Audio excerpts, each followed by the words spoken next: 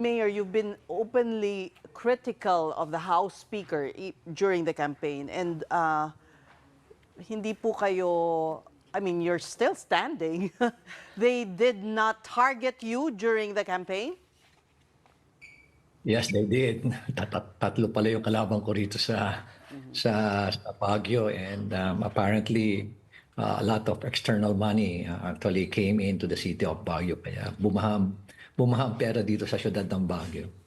To what would you attribute na nakatayo pa rin kayo ngayon?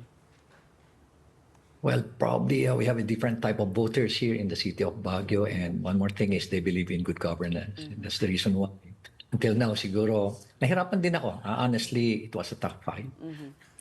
Well, it looks like Speaker Romualdez will continue to lead the House of Representatives. What reforms would you like to see under his second term as Speaker? And kaya ba? Well,